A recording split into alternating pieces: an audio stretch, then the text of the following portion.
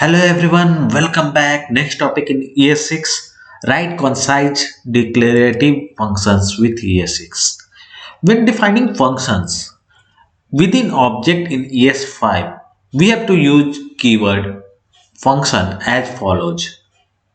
Here we have a constant person. In that we have a property name which has the value of Taylor and a function say hello which can be declared by using function and then parenthesis and afterward writing the body inside that.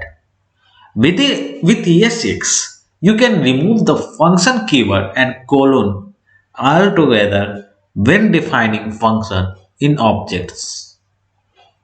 Here is an example of this syntax. Here we are using colon and afterward we are writing function. It is a function.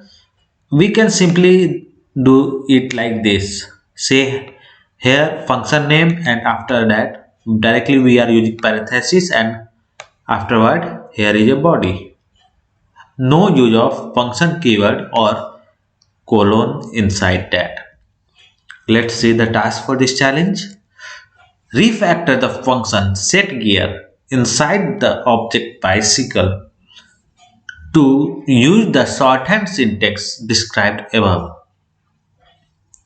So in this case, this function can be written as this and the result would still be same.